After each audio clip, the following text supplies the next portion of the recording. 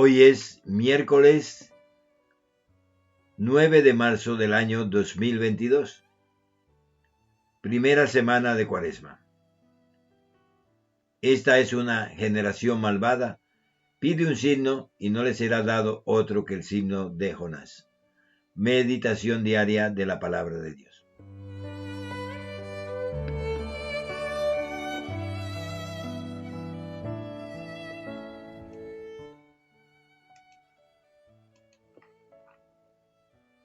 Lectura del libro de Jonás, capítulo 3, versículos del 1 al 10.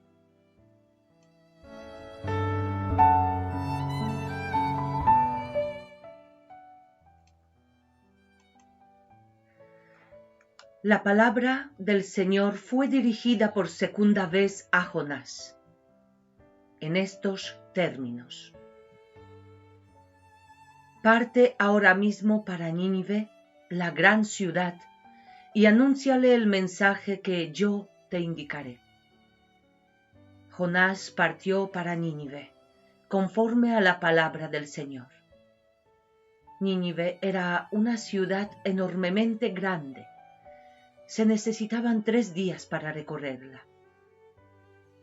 Jonás comenzó a internarse en la ciudad y caminó durante todo un día, proclamando: Dentro de 40 días, Nínive será destruida. Los ninivitas creyeron en Dios, decretaron un ayuno y se vistieron con ropa de penitencia, desde el más grande hasta el más pequeño.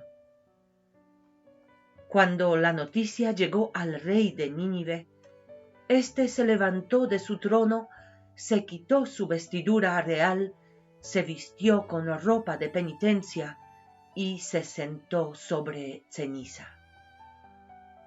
Además, mandó proclamar en Nínive el siguiente anuncio: Por decreto del rey y de sus funcionarios, ningún hombre ni animal, ni el ganado mayor ni el menor, deberán probar bocado. No pasten ni beban agua. Vístanse con ropa de penitencia, hombres y animales. Clamen a Dios con todas sus fuerzas y conviértanse cada uno de su mala conducta y de la violencia que hay en sus manos. Tal vez Dios se vuelva atrás y se arrepentirá, y aplaque el ardor de su ira, de manera que no perezcamos. Al ver todo lo que los ninivitas hacían para convertirse de su mala conducta, Dios se arrepintió de las amenazas que les había hecho y no las cumplió. Palabra de Dios. Te alabamos, Señor.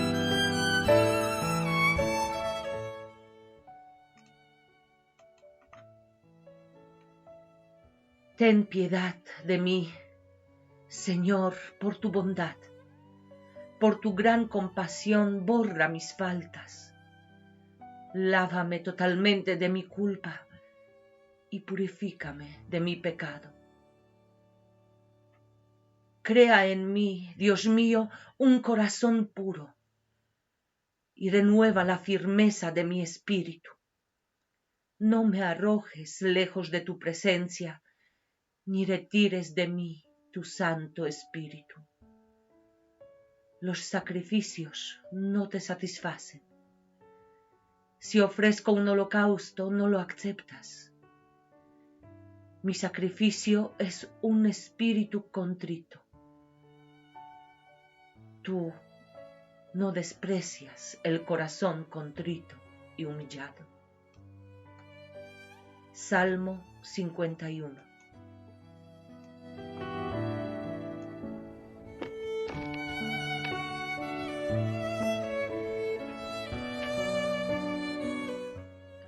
Evangelio para el día de hoy.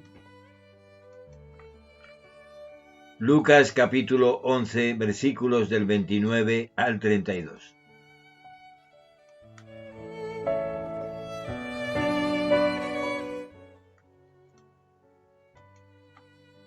al ver Jesús que la multitud se apretujaba, comenzó a decir: esta es una generación malvada. Pide un signo, y no le será dado otro que el signo de Jonás. Así como Jonás fue un signo para los ninivitas, también el Hijo del Hombre lo será para esta generación. El día del juicio, la reina del sur se levantará contra los hombres de esta generación y los condenará, porque ella vino de los confines de la tierra para escuchar la sabiduría de Salomón, y aquí hay alguien que es más que Salomón. El día del juicio, los hombres de Nínive se levantarán contra esta generación y la condenarán, porque ellos se convirtieron por la predicación de Jonás, y aquí que hay alguien que es más que Jonás. El Evangelio del Señor. Gloria a ti, Señor Jesús.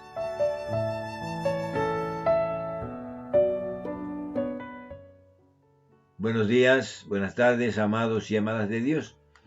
Muchas bendiciones a cada uno de ustedes.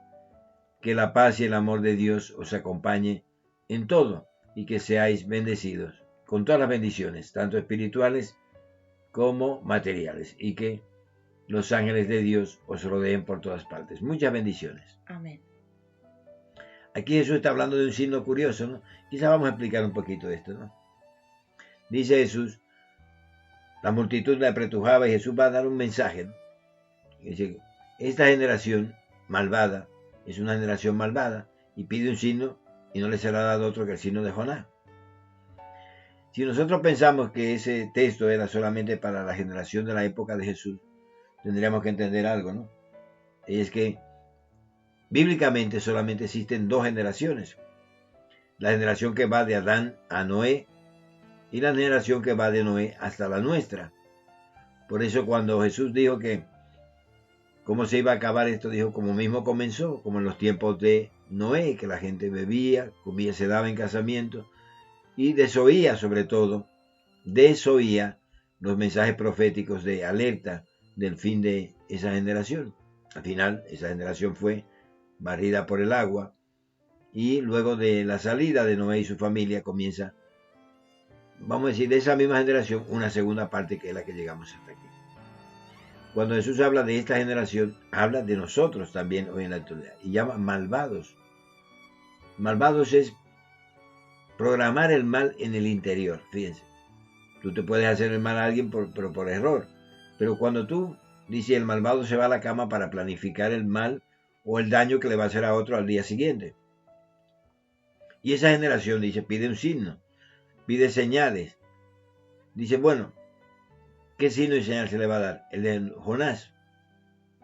¿Quién era Jonás? Aquel que Dios lo mandó a predicar a la ciudad de Nínive y él comenzó a caminar en sentido contrario.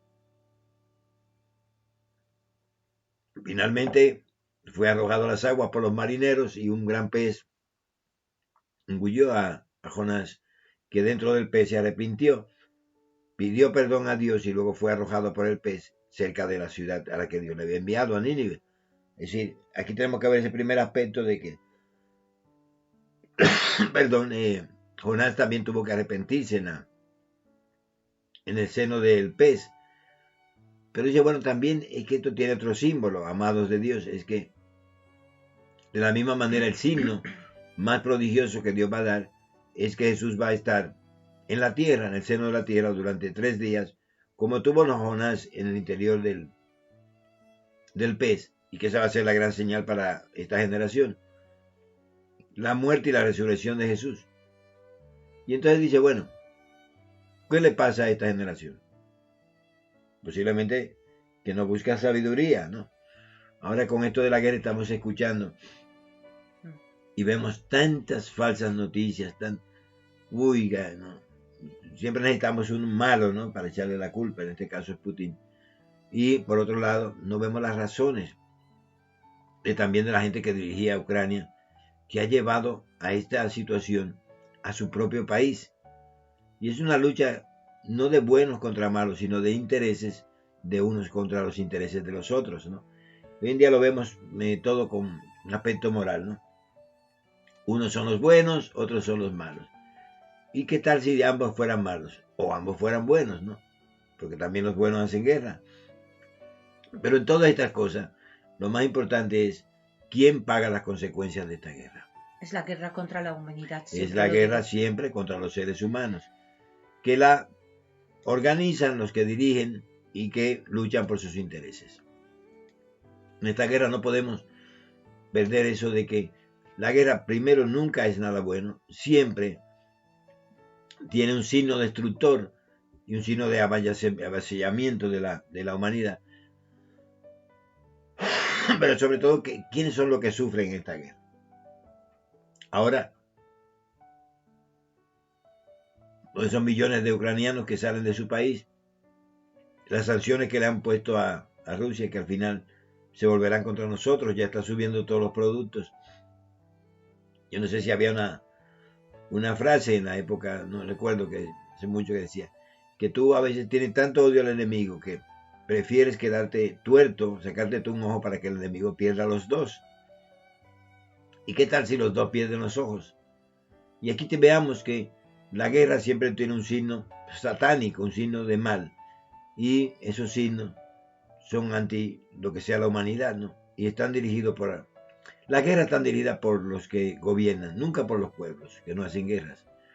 Muchas bendiciones a cada uno de ustedes. Oremos por la paz en Ucrania, por la paz en tu familia y por la paz en todas las áreas de tu vida. Hoy, a 2 semanas de esta guerra entre Ucrania y Rusia.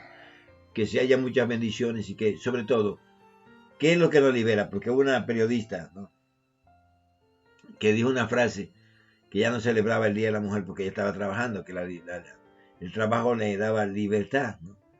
Y estábamos recordando que precisamente... Era una abogada que decía esto. El trabajo nos hará libres. Bueno, ustedes saben que el trabajo también nos esclaviza siempre y cuando nos someten a través de él. Pero bueno, hay una frase, esa frase... El trabajo nos hará libres, hará libres, que está escrita en el campo de Auschwitz-Birkenau. ¿Y ese campo qué era? El campo que los nazis han construido para aniquilar a los judíos. A los judíos. Y a los que no les interesaba. Y ahí, a la entrada de ese campo, todavía queda el letrero. Todavía queda en la puerta. El trabajo os hará libres. Os hará libre, ¿no? Así que... Solo Jesús nos hizo libres. Como dice la Escritura. Si el Hijo de Dios, el Hijo del Hombre, os ha libertado, que nada ni nadie os esclavice de nuevo, ¿no? Pero hay tanta desinformación que hoy estaba yo decidiendo que no voy a escuchar más noticias de Ucrania y esta guerra. Porque la desinformación, la manipulación, la mentira y el engaño, que son armas satánicas, son muy pendientes, muy, muy presentes en este conflicto. Busquemos la verdad y esa sí nos libera, porque Jesús dijo, conoceréis la verdad y la verdad os hará libre. El trabajo no nos libera, con el trabajo muchas veces nos esclavizan.